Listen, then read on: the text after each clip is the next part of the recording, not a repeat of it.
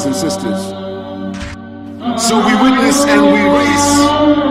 We witness the race and the fierce competition to influence and inevitably direct the thinking of human beings. Yes, there is a race.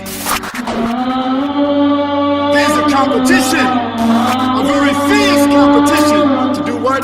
Control the minds and hearts of human beings. This is the race. All the companies, all the advertisements, on the television, on the radio, on the billboards, all the countries, all the nations, they are in the business of doing what? Influencing and inevitably controlling the hearts and the minds of human beings. And they are using the media, they are using culture, they are using education, and they are using their governmental institutions. This is a form of their dawah. This is their dawah. The dawah of the kuffar, the dawah of the dunya is zinatuha. The dawah of the dunya is zinatuha. The dawah of the government are their institutions. So the whole world is engaged in dawah. And if you are not offering your dawah, you become what? Mud'i. You have to give your dawah or you become mud'i. The one who is receiving his dawah, and their dawah, it never stops. While you are sleeping, when you wake, when you're driving, you are looking at whatever they're telling you, and it is going inside your minds and your children's minds, so that your children and you go out as Muslims and come back to the house as kafirs. They call you to the trash, but you cannot call them to the treasure. Subhanallah. Muslims, there's 400,000 or more Muslims in Sydney, Australia. This is what somebody told me. Is it true? One sister said, no, it's not true. It's more, maybe 600,000. Subhanallah. If that's the case, there is at least 250,000 young people who is below the ages of 25 who go to school, who work, who have neighbors that they interact with every day. You mean to tell me a Muslim that prays 5 times a day and they talk to their neighbor, their co-worker, their colleague about Islam, about the treasure of Islam, they cannot produce 1 shahada a year? A year! Out of thousands of kafirs they come in contact with. You don't think so? Subhanallah. If 250,000 Muslims gave dawah 30 minutes a day, they would produce, inshallah, if this was the intent, bi'idhnillah, they would make 1 shahada a year. This is how many? How many people will become Muslims in Sydney? 250,000. 250,000. This is nothing. Nothing.